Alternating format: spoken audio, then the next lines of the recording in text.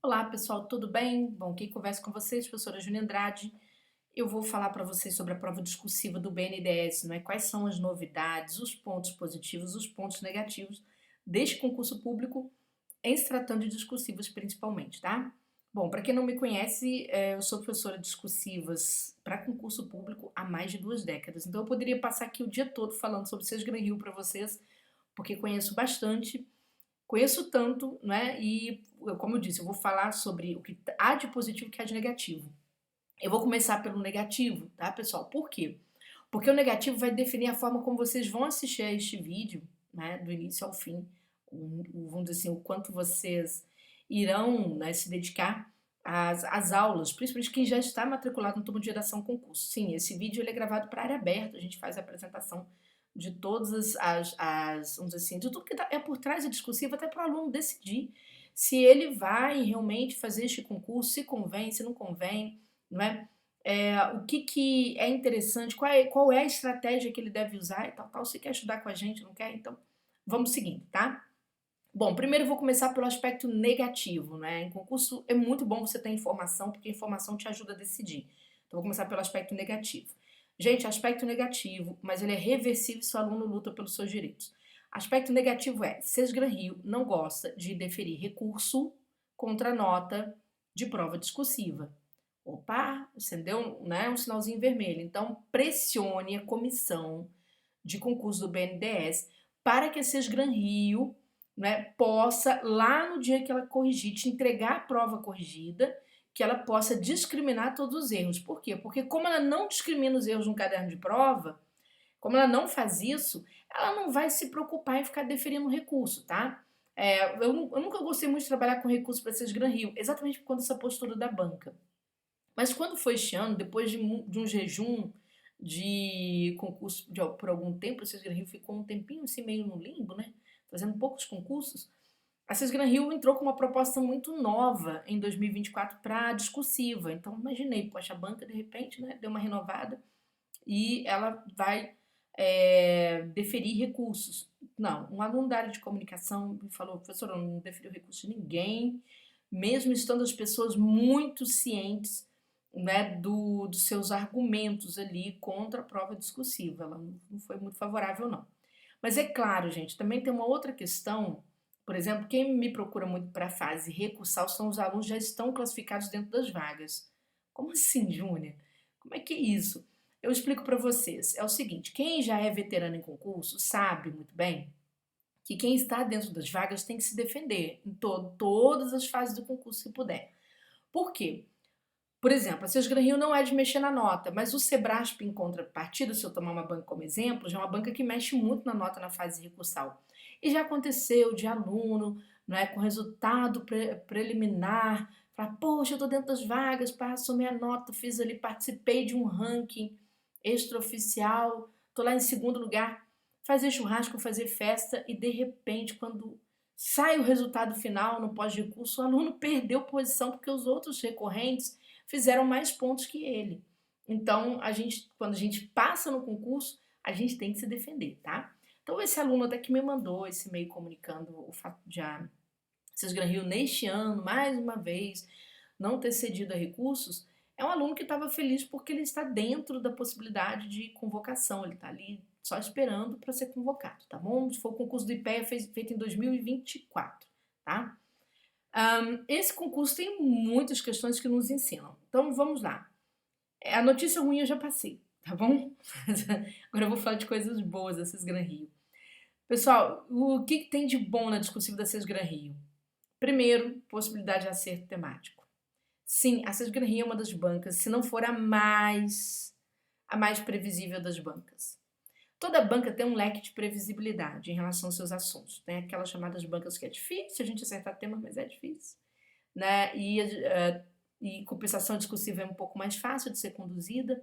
Tem banca cujo tema é de fácil acerto, eu pego Fundação Carlos Chagas, né? Tem sempre lá 10 assuntos que estão sempre sendo revistos pela Fundação Carlos Chagas em suas provas, né? Principalmente assuntos de conhecimentos gerais.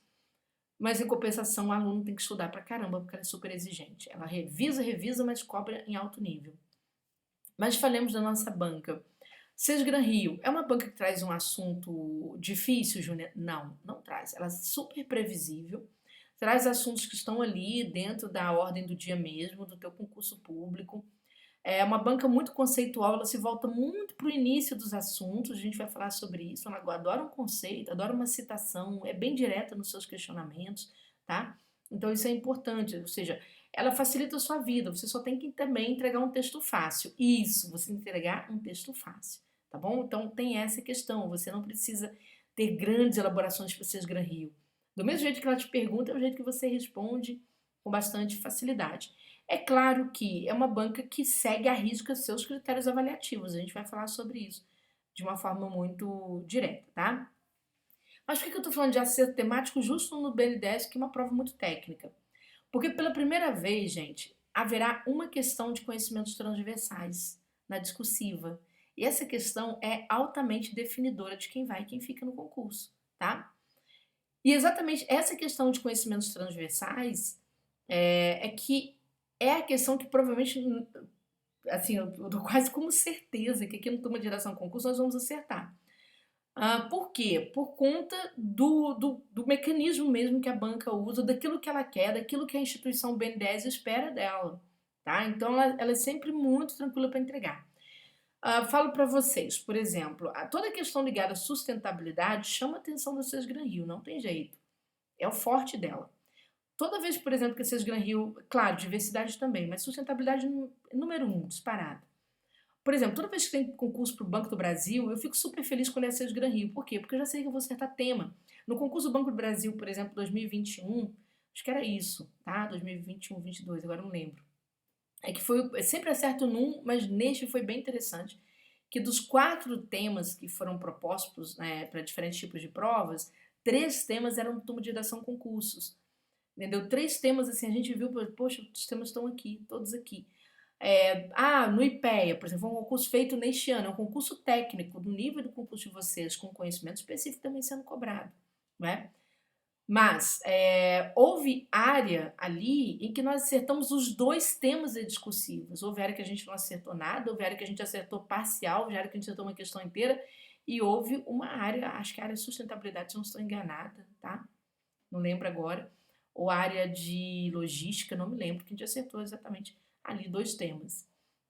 Mas enfim, a Sesgran Rio tem esse facilitador, né? Que é trazer o tema fácil, de forma tranquila de ser entendido, tá? Ser entendido e os alunos entregam quando têm uma informação bem segura, estão bastante cientes dos critérios avaliativos, eles vão entregar um bom resultado, sem dúvida alguma, a discussão vai ser um problema menos. Então, essa é uma boa notícia. A segunda boa notícia é que a prova vai ser feita em horário, no mesmo dia da prova objetiva, dia 13 de outubro, né? Pelo menos por enquanto.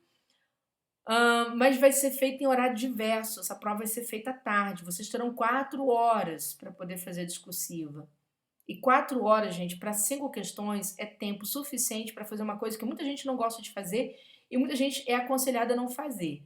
Detalhes, os conselheiros são bem mais jovens que eu e a maioria foram talvez, né, alunos ou meus ou de outros colegas da minha geração. Que é o seguinte, veja só, com 4 horas você consegue rascunhar.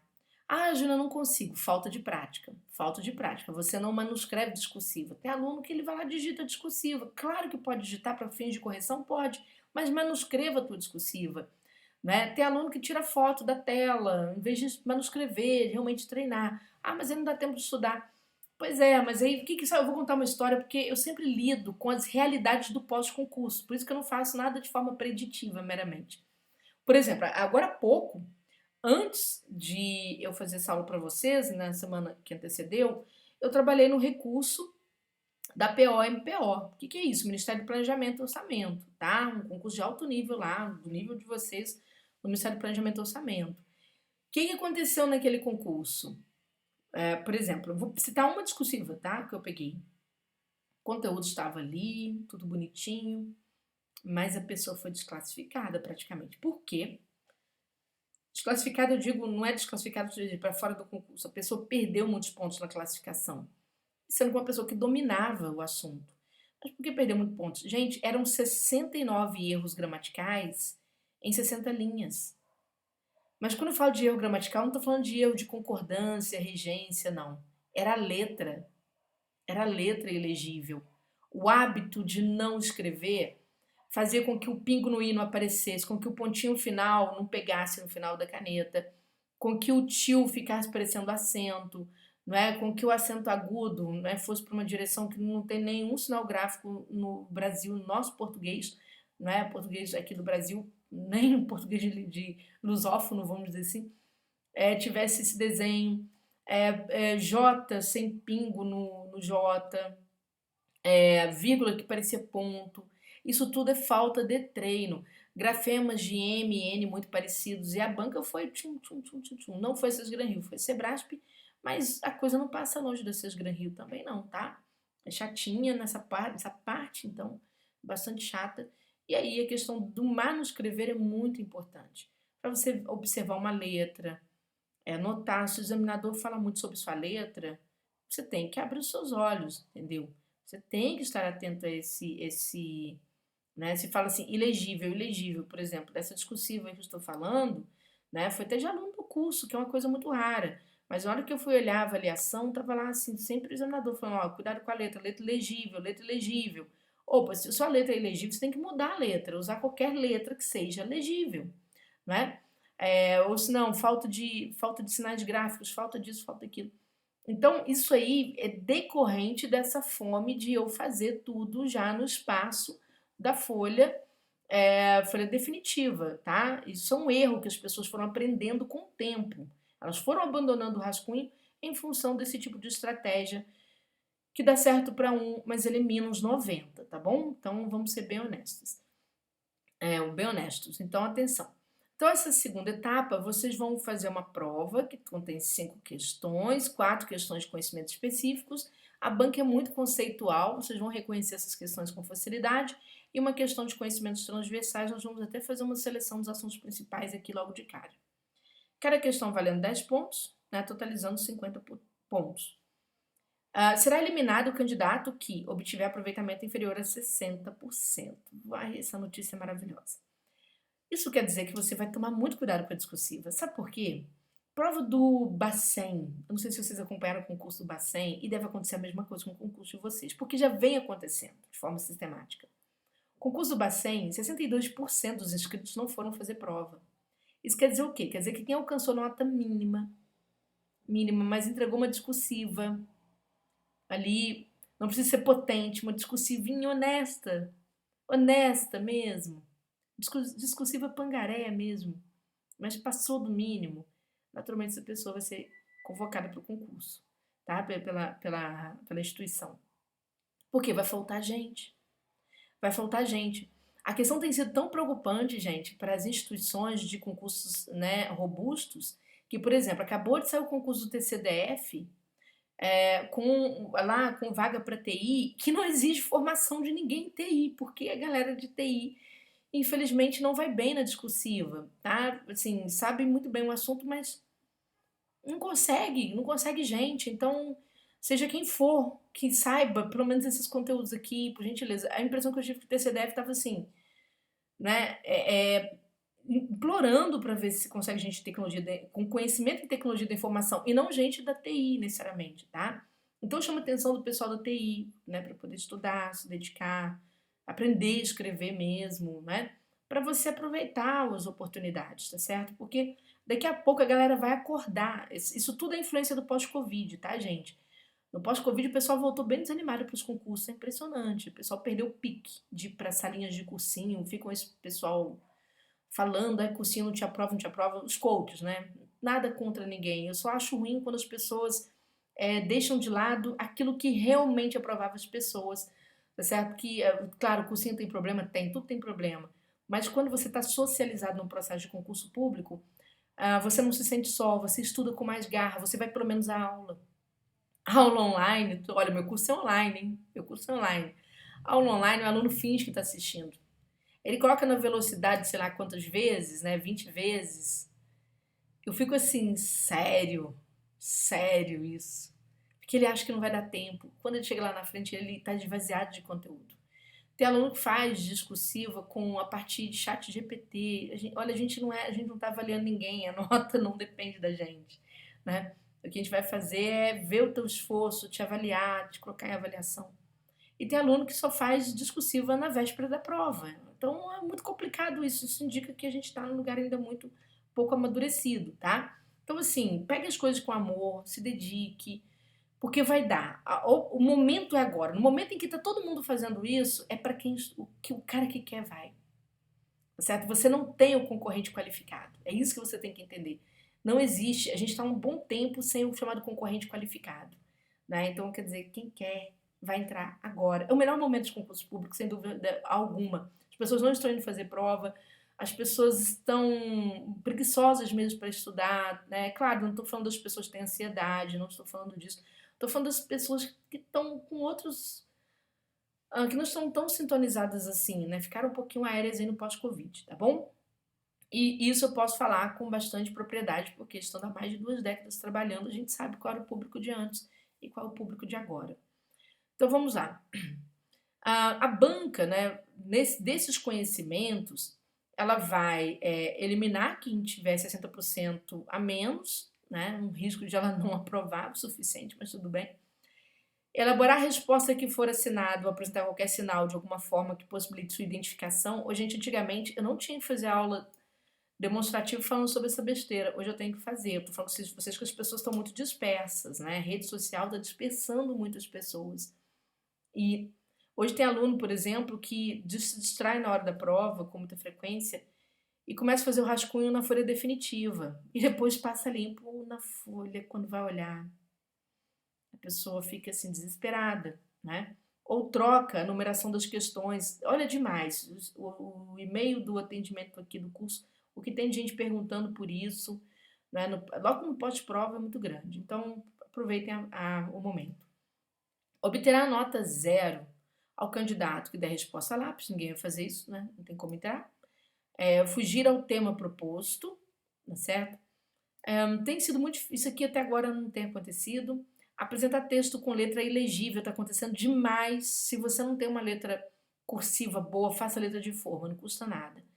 Ou sob forma não articulada verbalmente em língua portuguesa. Isso aqui só essa pessoa, né? Não vou falar. Mas vocês entenderam. A avaliação das questões discursivas levará em conta os seguintes aspectos. Com relação às questões de conhecimento específico, será aferida a capacidade de lidar com conceitos, as técnicas e as atividades. Gente, essa mesma, vamos dizer assim, esse mesmo critério que a banca traz aqui foi o que ela trouxe no IPEA, o que ela trouxe também no concurso do CNU, tá? Então, e o que ela já vinha praticando também no concurso do BNDES no passado, mas agora ela vai fazer isso talvez num texto mais inteiro. O que a pessoa vai aferir? Capacidade de lidar com conceitos. Conceito é muito importante para vocês Gran Rio. Toda vez que estiver estudando qualquer fenômeno, você se volta qual é o conceito daquilo. Por exemplo, estou estudando diversidade, eu me pergunto o que é interseccionalidade? Eu preciso saber o que é.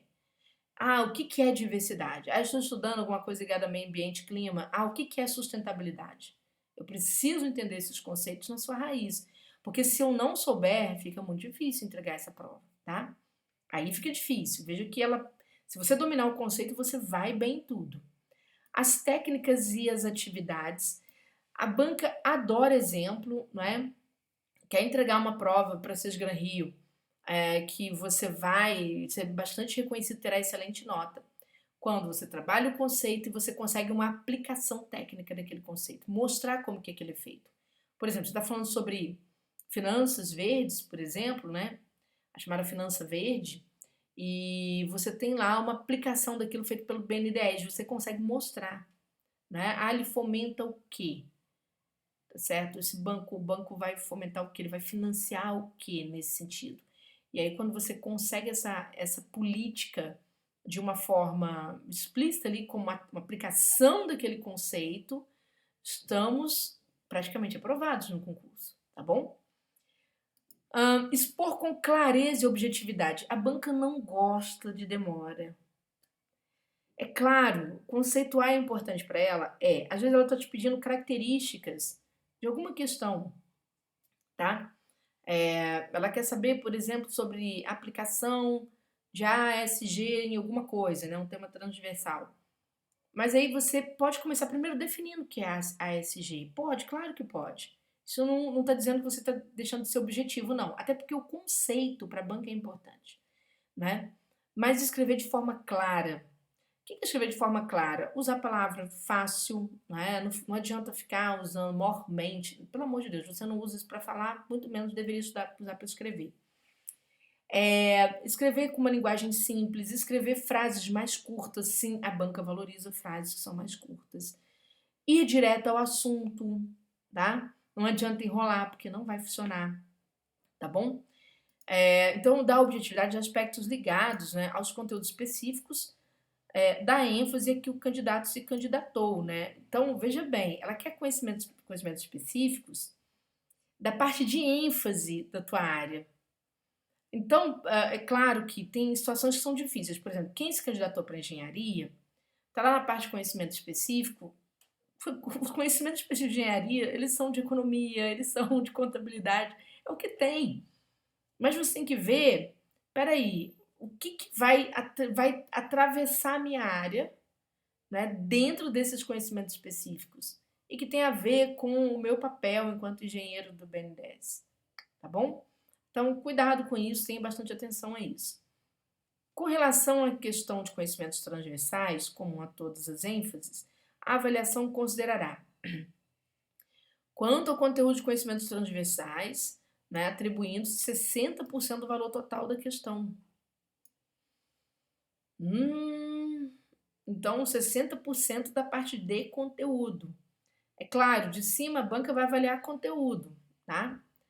Ela faz uma avaliação subrepetícia de idioma, tá certo? Mas aqui vai ser bem às claras o que é o que. Então, eu preciso escrever bem, trabalhar bem os conceitos, tá certo? E a mesma coisa, mostrar aquilo em termos de aplicabilidade prática, não é? Eu preciso expandir o conhecimento, porque a banca vai observar se você compreende o que você está falando. Ela costuma dar gráficos, às vezes, interpretação de textos ali, para ver se você alcança aqueles exemplos, né, a partir do conceito que você trouxe. O conhecimento, o desenvolvimento e a adequação desses conceitos. A conexão entre a pertinência ao assunto e atendimento aos tópicos solicitados. Então, vai ser uma prova de tópicos, tá? Júnior, nesse sentido, o que eu posso esperar? Bom, o que acontecia antigamente com as questões do BNDES? A banca trazia uma questão assim bem direta, de uma área. Questão número 1, colocava letra A, tal. Aí te dava um espaço de umas 10 linhas para você responder a letra A. Letra B, espaço, tá, de umas 15 linhas para você responder. Assim era. Desta vez, ela deve trazer texto único para tudo, tá? É uma tendência dela. Se ela trabalhasse em espaços menores, tranquilo, não tem muito segredo para trabalhar essas questões, basta responder, fazer períodos menores, trabalhar recursos de coesão é importante para a banca, a gente vai ver isso. Mas se ela trouxer em texto único, você tem que aprender a trabalhar os seus tópicos todos em texto único, certo? Porque a função do curso é bater em cima disso, tá? Tanto que nós vamos nos debruçar em cima disso, que é a parte mais trabalhosa. E a banca, naturalmente, pelo menos na parte, principalmente na parte transversal, ela vai trabalhar com o tópico. E ela quer conexão desses assuntos. Então, quer dizer, você tem que ver se você não sabe não só o conceito, mas você conhece a aplicabilidade prática e tem que prestar muita atenção ao texto de base, porque pode ser que a resposta tenha conexão com esse texto de base, tá bom? Quanto ao uso do idioma, 40% a banca vai analisar proficiências da instrumentalização dos conhecimentos ortográficos. Gente, vamos lá. Para falar de ortografia, a banca deu uma aula vocabular. A proficiência na instrumentalização dos conhecimentos ortográficos. Ela está falando de letra, cara. Não é só de você saber se é com S, se é com cedilha, se é com N, M, né? É proficiência na instrumentalização. Os instrumentos, os grafemas, você consegue desenhar bem as letras. Só faltou ela falar isso, tá bom? É isso. É o que eu comecei falando com vocês, né? Que eu falei da prova da PO e MPO, que a banca carcou o candidato ali, né? Tirando tudo que é ponto que pôde tirar porque não conseguiu ler. Parecia que o examinador estava com raiva. A banca quer que você observe os conhecimentos gramaticais adequados à norma padrão, obviamente, concordância, regência, pontuação, colocação pronominal, e ela quer que você observe a coerência, a coesão, ou seja, a interconexão entre as partes. E quando ela pede para você fazer observância a isso, se a pessoa, por exemplo, produz um período muito extenso, e a gente está num concurso, pessoal, que a banca vai fazer com que você façam muitas citações, muitas, em todas as áreas, tá certo? Conhecimento específico, conhecimento transversal. Ela vai fazer com que vocês façam muitas citações. Nessa questão de vocês fazerem muitas citações, o que acontece normalmente? A banca, ela pode, nessa questão, né, nesse afã de fazer com que vocês façam muitas citações, vocês produzam textos extensos, períodos extensos.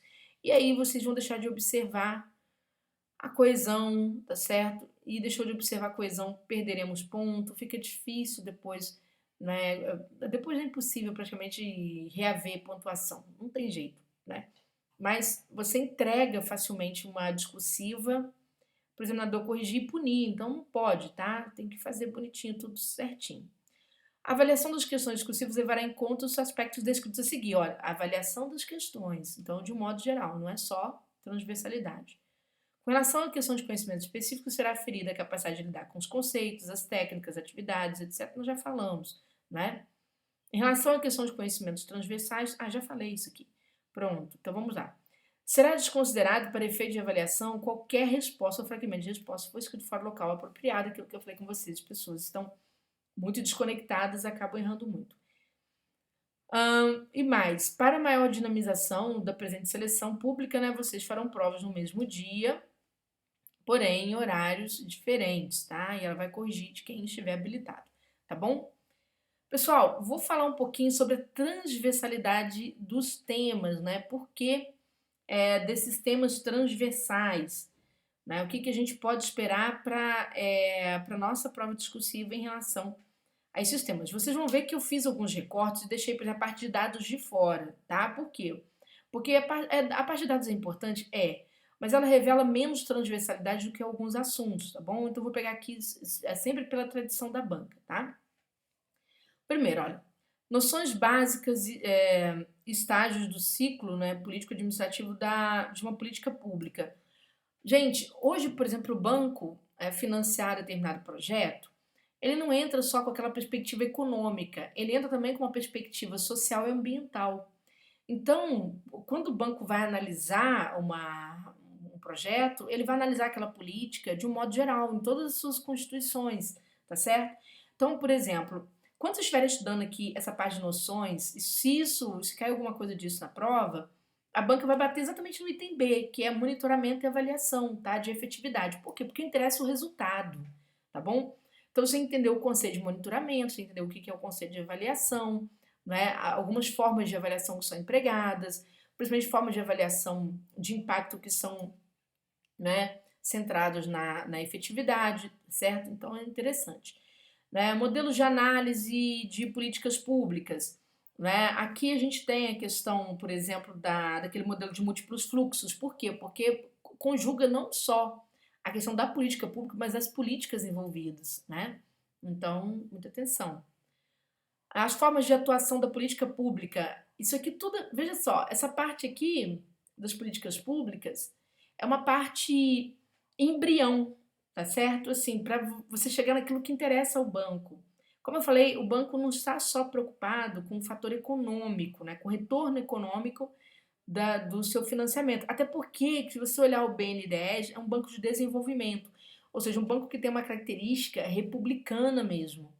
E ele tem aquela característica do artigo 3º, tá certo, da Constituição, que é os objetivos fundamentais da República. Então, quando ele fomenta um projeto, ele fomenta considerando aqueles objetivos fundamentais da República, que é o objetivo de desenvolvimento social, combate a toda forma de discriminação, combate à pobreza, né? A promoção de uma sociedade mais justa e mais solidária, tá certo? Então, ali tem uma série de elementos que, quando você olha para a Constituição, olha para esse artigo 3º, é o BNDES. E agora, não é, ele está no momento em que a política do atual governo, ela intercruza mesmo com esta finalidade real do banco, tá? Então, quando ele pensa na política pública, ele está pensando nas suas formas de atuação, ou seja, política pública hoje ela não pode ter um lugar único para ela focar um fim único. Ela tem que ser muitas vezes, por exemplo, se ela é uma política que se volta para a inclusão, né, ela tem que ser uma política interseccional, tá? Nós vamos falar sobre isso daqui a pouco. Então, o banco tem que olhar se esses elementos estão ali, tá certo? Então, é uma questão. Programas sociais, garantia de renda, está ligado ao combate à pobreza, já é uma atuação do próprio banco. Incentivos tributários, subsídios e taxação, é interessante vocês estudarem isso. Nós acabamos de ter uma reforma tributária, né? E a gente sabe que esses incentivos tributários, eles são muito voltados ou à promoção, né, de uma economia verde ou a punição para, né, os possíveis causadores de externalidades negativas, né, ou seja, chamados poluentes, tá certo? Então, a gente tem que observar. É claro que eu estou falando de coisa verde aqui, lá nos incentivos tributários de modo geral, né? A gente tem que entender a natureza desses incentivos tributários como natureza desenvolvimentista, tá? Por que que há incentivos tributários? Eles foram tão revisados durante a reforma. Antes, o que que a gente tinha? Qual era o cenário do Brasil? Um cenário de guerra fiscal. Porque determinado município dava um benefício tributário para atrair uma empresa para lá, pensando que aquilo ia gerar emprego, né? Na verdade, era uma medida mais politiqueira do que uma medida voltada para geração de emprego. Mas se atraíam essas empresas deixavam de pagar IPTU, deixavam de pagar ISS, ou tinha uma desoneração no pagamento desses tributos. E o que que acontecia? Nunca houve não, era raro você ter uma avaliação dessa política, uma avaliação de efetividade dessa política, do impacto real dessa política. Será que o governo perdeu mais dinheiro sem arrecadar, né? Ou será que o governo ganhou mais, a sociedade local ganhou mais com a geração de emprego, a geração de algum benefício, não é? Em contraposição à perda tributária, não é? Então, essas questões a gente tem que observar. Acabamos de passar por uma reforma tributária, esse tema é bastante chamativo. Papel das compras públicas no adensamento produtivo e tecnológico, né? Tem que estudar o conceito de adensamento produtivo e tecnológico. Entender o papel das compras públicas no momento. A gente tem uma lei, nova lei de licitações e contratos, uma lei de 2021, é uma lei recente, até porque até bem pouco tempo a 866 convivia com essa norma, não é? Agora praticamente todo o setor público vai de 14.133, que é essa lei nova, e existe um portal, não é? É exatamente um portal, ou seja, há um registro digital dessas compras públicas. Então, é ali onde acontece tudo, onde estão todas as informações sobre as compras, tá? E qual que é o papel do governo? Qual é a política do governo nesse sentido, né? É aquela coisa política pública que tem uma forma de atuação bem ampla do que simplesmente comprar. Então não interessa só para a administração comprar. Ela está comprando o quê? Que áreas ela está desenvolvendo, não é? Quais são os princípios dessa nova política de compras? A, a, a Lei Federal 14.133, ela tem uma política que assim, você situar todos os princípios que a regem, tem o princípio da sustentabilidade agora, ou seja, há vamos dizer assim, uma valorização de compras, né? Compras sustentáveis. Então, aqui existe essa questão, tá? Existe também a valorização de inovação, de desenvolvimento tecnológico. Opa, interessante também, tá? Políticas fiscal e monetárias verdes, né? Eu falei pouquinho que eu falei da parte de tributação, que tem a ver com a política fiscal, mas vamos lá. A parte vamos dizer assim, dessa política monetária verde, por exemplo, o banco, assim, não acredito que essa parte vai cair tanto, mas o banco, por exemplo, ele pode, vamos dizer assim, criar políticas para poder reduzir, não é, o valor dos requisitos, por exemplo, de bancos que vão fazer empréstimos para projetos verdes, tá certo? Então, isso é uma visão, né? Você tem, por exemplo, aquela coisa de você apostar em ativos verdes, tá certo? Apostar em projetos que têm um encaminhamento, vamos dizer assim, sustentável, tá? Papel do BNDES no desenvolvimento brasileiro. Gente, isso aqui, essa parte, vocês têm que saber tudo isso aqui. Tem que saber, tá bom? Tem que saber por quê. Ah, porque a banca vai cobrar o papel do banco em si? Não, mas os exemplos que estão lá, né, do trabalho do banco, das políticas, né, de atuação do banco, elas são muito importantes para você associar os conceitos, tá certo? Que estão sendo cobrados na prova. Então, por exemplo, aqui a gente tem, né, o BNDES e as políticas públicas atuais, novo PAC, nova indústria, plano de transformação ecológica, né, os elementos da neoindustrialização, a descarbonização da economia. Então, por exemplo, em que se baseia o novo PAC? Ora, o PAC é um projeto, na verdade, de desenvolvimento, de infraestrutura, e que traz como novidade a chamada infraestrutura verde, que é o que mais se fala, que eu estou falando para vocês, que é o que vai cair, não é? A questão da nova indústria, e quem, na verdade, fomenta as obras do PAC é o BNDES, tá? A nova indústria, né, no Brasil. O que acontece? O Brasil, gente, sofreu, não foi só o Brasil por ser um país em desenvolvimento, mas a gente tem também, o Japão também sofreu com isso, outros países da Europa também. Sofreu um processo de desindustrialização, principalmente ali entre os anos 80 e 90. Houve o boom da industrialização, que é o pós-guerra, não é? Naturalmente, para corrigir os problemas de produção que havia no mundo, tá certo? Então você teve esse boom, depois teve um problema de desindustrialização. A desindustrialização por si não é ruim, não é? É que depende a que ela vai servir. Por exemplo, no caso do Japão, como havia uma infraestrutura capaz de suportar o comércio, né? Vamos dizer assim, a redução da indústria e vamos dizer, o fortalecimento do terceiro setor, então lá foi uma coisa organizada, esse processo foi minimamente organizado. No Brasil, esse processo foi meio atabalhoado, tá? Isso gerou uma série de complementos, gerou muita precarização do trabalho, muita informalização, né? Houve no Brasil um processo de terceirização muito agressivo, vamos dizer assim, muito ruim. E aí, com esse processo de terceirização muito ruim, a nossa indústria ela simplesmente parou, né? E assim que começou o atual governo, isso muito nas mãos do Alckmin principalmente, você tem uma nova industrialização vindo, há uma série de decisões que estão sendo tomadas nesse sentido. Naturalmente, o BNDES está ali, tá? E essa nova indústria, ela é voltada para quê? Para inovação, né? Para competitividade, para sustentabilidade, tá certo? Ela tem três grandes pilares, tá bom? Temos o plano de transformação ecológica, que os senhores naturalmente vão estudar, tá certo? Porque é um plano de desenvolvimento mesmo do governo, é pautado no artigo 3º da Constituição, que é a objetividade, perdão, é o objetivo fundamental da República, não é? Então está ali. Então é importante que vocês estudem esse plano de transformação ecológica, que é um plano que se baseia em 6 eixos, tem que conhecer esses eixos. No concurso da ABIN, eu trabalhei com meus alunos no concurso da ABIN e havia, né, um plano também. Ai, meu Deus. Hébia não. Hébia é outra coisa. Tem a ver com inteligência artificial. É o nosso plano, né, para lidar com inteligência artificial, que era do Congresso, agora já tem outro. Mas tinha um plano da BIM, que eu esqueci o nome agora. Que também era um plano assim, tinha até um quadrinho no site da BIM, né? Tinha um plano, tinha os objetivos e os eixos, certo? E as ações, ele era até distribuído dessa forma. E eu falei para meus alunos, olha, estudem esse plano. Foi o plano da discursiva deles. Caiu lá, bonitinho.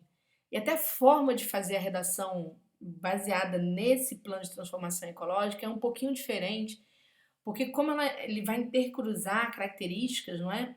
Então você tem que fazer uma montagem, nós chamamos de montagem distributiva do parágrafo, tá? Lógico, na hora que eu estiver mexendo com a questão, eu vou falar exatamente sobre essa questão. Mas estudem esse plano, porque eu acho que a questão discursiva é essa aqui, tá? Da transversalidade. Tá bom? É claro, tem que apostar num monte de coisa, mas isso aqui é bastante chamativa. O papel dos bancos no fomento do desenvolvimento econômico e social, gente, isso aqui é o papel do BNDES, tá bom? Né? Fomentar desenvolvimento econômico e social, desenvolvimento regional, né? Desenvolvimento nacional, BNDES, tá bom? É o que é um dos objetivos fundamentais da República. A parte de clima, sustentabilidade, responsabilidade socioambiental, aqui vem um monte de questão, né? Política Nacional do Meio Ambiente, vocês precisam conhecer, né? Aí vem aqui uma série de questões, etc. por exemplo, meio ambiente e sustentabilidade, precisam entender o conceito de sustentabilidade, né, o seu conceito social, econômico e ambiental, não é só um conceito ambiental, tá? Por quê? Porque o banco trabalha exatamente em cima das três áreas. A SG, né, que é exatamente hoje o bambambam da produção, vamos dizer assim, das direções de grandes empresas, né, a área de ASG, hoje um diretor de ASG, ele não ganha pouco, ele ganha muito, é uma grana violenta, né? Por quê? Porque ele vai mexer com o meio ambiente, o impacto social e a governança, né? É uma questão muito interessante também, tá? É claro, o BN10 trabalha com o conceito de ESG, claro, o tempo todo, tá certo? Por quê? Porque a sua governança precisa ser uma governança transparente, porque o banco passou por muita especulação. Aí teve uma especulação até chata envolvendo pessoas conhecidas, inclusive dentro do banco, que mudaram a direção, vocês terem noção, mudaram a direção da presidência do país. Agosto de 2018 aconteceu essa questão, né? Envolvendo até dois servidores do banco, isso deu um bafafá danado, coisa interna, mas coisa que depois foi parar em revista Veja da Vida, como que servidor cai em umas coisas dessa, né? Não deveria nunca, por muita gente que eu conheço, deveria cair nunca numa coisa horrorosa dessas. Mas o banco tem trabalhado muito a ESG, porque quase que o banco foi privatizado. O banco estava na lista número 1 de privatização de governo passado. Tá? Imagina um banco de desenvolvimento sendo privatizado. Um banco que fomenta praticamente todas as políticas públicas que a gente tem. É uma coisa surreal, assim, eu achei de uma irresponsabilidade sem tamanho, certo? Dos servidores desse banco. Mas enfim, foi esse. Foi o BNDES. É porque, como eu tenho colegas no Bacen também, me deu um branco assim, mas não. É esse mesmo. Enfim, vamos lá. A questão, não vou falar sobre essa questão, tá, gente? Que isso aí foi público, certo? Depois, os servidores tiveram até que escrever uma carta pedindo desculpa aos outros servidores do banco. Imagina, quase todo mundo perde o emprego. Ou coloca o emprego de todo mundo em risco, né? Com uma privatização.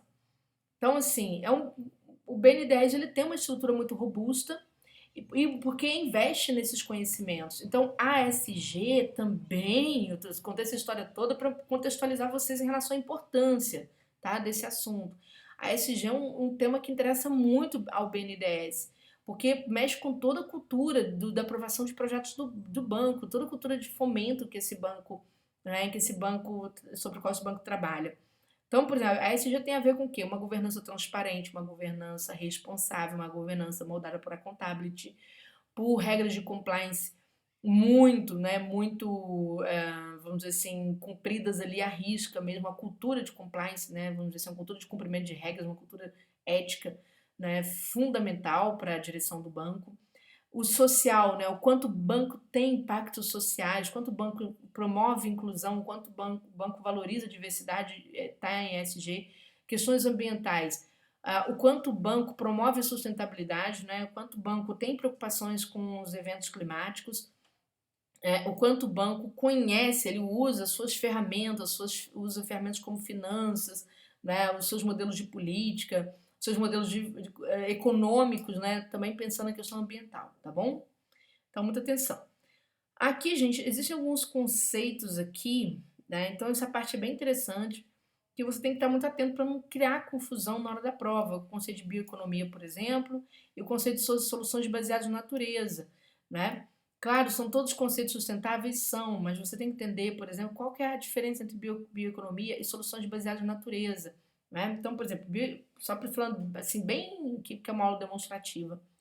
A bioeconomia está muito ligada ao quê? A você produzir produtos a partir, né, do que a natureza oferece. Por exemplo, vou citar o caso da Natura, uma empresa. A Natura ela faz creme de andiroba, né? Então, por exemplo, antigamente era impensável o público consumir isso, que considerava um produto primário, um produto né, assim, marginalizado. E aí, de repente, ela começa a promover, a fazer uma campanha em cima do conhecimento.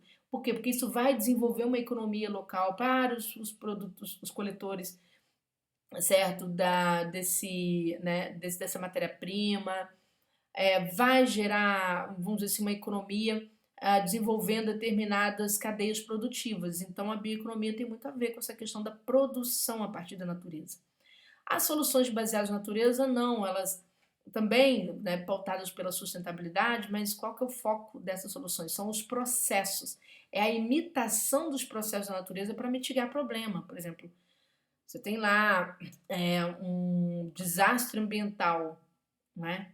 Como é que eu posso usar a natureza? Como que a natureza ela me dá aulas de como eu mitigar aquele problema, tá certo? Ah, teve uma inundação. Será que adianta somente eu criar, né, os canais de para os canais, a estrutura de escoamento de água? Isso vai resolver? Não, mas o plantio, assim, melhorar, por exemplo, o plantio de árvores, vamos dizer assim, ali perto das nascentes dos rios, sei lá, alguma coisa assim, né? Usar a economia verde para poder fazer uma espécie de forma de mitigação, tá certo? Trabalhar, por exemplo, com a criação de canteiros verdes pela cidade, não é? Entender de direito à cidade, que é um direito muito amplo, tem caído muito em prova discursiva. Falei isso para meus alunos do IPEA e acabou sendo cobrado em uma das provas, né? A questão do direito à cidade, nesse sentido. Né? Porque hoje nós temos problemas ligados ao racismo ambiental, você precisa entender esse conceito de racismo ambiental, entender mesmo, não é criar polêmica em torno disso. Quer ser servidor público, o banco trabalha assim, é como qualquer empresa estiver te contratando. Ou você pensa igual àquela empresa, ou não serve, tá bom? E vamos mais, né? Os ODS da Agenda 2030, tem que saber, tem que saber. Foi um dos aspectos que mais caiu em prova discursiva, que tinha assunto transversal, foram os ODS. Por quê? Porque eles são transversais por si. Eles são transversais por si. Então, gente, estudem esses ODS. A banca não vai cobrar isso de forma isolada para você falar o que é o ODS 5, por exemplo. Não, não vai fazer isso. Ela vai pedir para você intercruzar, certo? Mostrar como determinada prática do banco, por exemplo, determinada prática de uma finança sustentável atende tem determinado ODS, ou seja, traz a possibilidade de cumprimento, né, ou de implementação de determinado ODS, tá? Então, vamos lá. Tem que entender esses ODS. Para quem não sabe o que é a Agenda 2030, só um parêntese aqui rapidinho, né? Em 2015, mais de, não sei quantos, centenas de países, vamos dizer assim, cento e poucos países, tá? São 195, se eu não estou enganado, assinaram uma agenda da ONU, que é a Agenda 2030. Essa agenda contém 17 Objetivos de Desenvolvimento Sustentável. E para que é isso? É uma meta ambiciosa de se atingir e se cumprir aqueles objetivos até 2030. É claro que a gente sabe que não serão cumpridos, mas é uma agenda que prestava atenção no mundo para o aumento da desigualdade no século XXI. Então, como que cada país agiria? Mas são só os governos? Não. Governos, empresas privadas podem implementar políticas de ODS, né, política da Agenda 2030, indivíduos, eu, você, como que a gente pode colaborar para o funcionamento dessa agenda. Tá bom? Um negócio muito interessante, muitas pessoas, um negócio lindo, certo? Então, os concursos têm cobrado. Diversidade e inclusão, claro que é um tema transversal, por quê? Porque o BNDES atua no combate à pobreza e a toda forma de discriminação, é dele, tá? Isso não nasceu recentemente, isso não é um programa de esquerda, não, gente, isso existe desde a concepção do banco, que ele passa de uma concepção econômica para uma concepção desenvolvimentista, não é? Delfim Neto morreu, né, hoje, exatamente no dia que eu dou essa aula. E, claro, há muitas críticas sobre ele, mas a gente tem que lembrar o aspecto de um economista que acreditava na inclusão. Então, assim é pensado o BNDES já há muito tempo, tá bom? Então, acorde para a vida. Já tem temas do BNDES no passado que tinham essa concepção. Então, o papel do BNDES na redução das desigualdades econômicas, sociais e territoriais do Brasil, né? Os projetos são estudados também sob este olhar, né? São pensados dessa forma. Direitos humanos, né? E, de novo, ODS, gente, Agenda 2030 na veia tá aí como tema, tá? Eu vou falar, depois eu vou fazer uma pincelada dos meus 4 ou 5 temas principais nesse mundo todo. interseccionalidade e suas interfaces, né, com marcadores sociais de raça, cor, parará, parará. Gente, interseccionalidade é um conceito super importante. Sesgran Rio adora esse conceito. Quando cobra na prova fechada, cobra na prova aberta. Que é um conceito bastante inovador que atravessa as políticas públicas. Por quê? Porque sempre houve críticas às políticas públicas. Então, por exemplo, políticas públicas de inclusão. O jeito vai lá e fala assim: ah, Bolsa Família é uma política de governos assim, se assado, e aí a Bolsa Família não serve para nada porque tem que ensinar a pescar em vez de ficar dando peixe, né? Pessoas sem menor conhecimento técnico de absolutamente nada vão falar com seus preconceitos. Mas existe uma verdade, sim, nessa crítica, uma verdade. Por quê? Porque antigamente se pensava uma política pública entendendo determinado grupo social de uma forma única, certo? De uma forma bem uniforme. E aí foi se descobrindo que esses grupos sociais não são uniformes. Por exemplo, a gente tem os estudos de interseccionalidade começam nos Estados Unidos, né? A gente tem uma estudiosa americana muito importante que vai trazer este conceito à tona e ela vai estudar os feminismos. Nesse estudo, por que ela usa essa expressão feminismos? Não é feminismo de ser feminista, né? Como o pessoal critica esse conceito sem entender absolutamente nada sobre isso. Eu nem discuto, tá? É que eu tô aqui para dar aula de discursivas e passar a gente em concurso. Essa é a minha função, né? Mas acho que as faculdades deviam melhorar um pouco os conceitos, que as pessoas saem com um entendimento muito enviesado das coisas. Gente, por que se fala em feminismos? Vou pegar para Maria da Penha. Maria da Penha é uma lei que protege a mulher. Protege que mulher? Qualquer mulher que apanhou, certo? Sofreu violência doméstica, seja apanhar, seja às vezes uma violência psicológica, uma violência financeira, também tem homem que gasta o dinheiro todo da mulher, segura o cartão de crédito dela, impede de trabalhar, tem toda essa palhaçada. Então, antigamente, por exemplo, quando a Maria da Penha foi formulada de primeira, havia um entendimento da mulher que sofria violência doméstica, sem pensar em quem era essa mulher. Né? Então, quando você começa a notar o que é essa interseccionalidade, ela atua na compreensão da sobreposição de várias camadas de exclusão. Porque, por exemplo, tem a mulher branca de classe média que sofre uma violência doméstica. Mas que violência ela sofre? Ah, ela apanhou do marido? Não, não apanhou. Então a delegacia ia recusar porque a lei previa apenas a violência física. Ah, mas aquele marido que é o cara lá, um bambambam, né, juiz, procurador, etc. Como é que ele cometia essa violência doméstica? Então depois começaram a perceber que havia outras formas de violência. O cara não chegava bêbado em casa, né, estapeava a mulher, mas ele tinha outras formas tão violadoras e tão cruéis quanto. Então você começa a entender que existem outros feminismos, né? Ah, existe a mulher que pobre, a mulher deficiente, não apanha do marido, mas qual é a violência que ela sofre? Então existem camadas de sobreposição ali dentro. Então essas camadas, né, é que hoje as políticas públicas precisam entender de interseccionalidade porque elas não podem simplesmente ser pensadas para se olhar para um grupo social como se esse grupo fosse uno. É o caso dos indígenas, por exemplo, né? Se olhava para os indígenas achando que uma política indigenista atendia todos os indígenas. Depois se deram conta que às vezes não cobria. Então por isso que se recebia muita crítica, inclusive de quem era beneficiado pela política. Né? A gente viu muita gente muito pobre beneficiada do Bolsa Família que criticava o próprio programa. Mas por que criticava?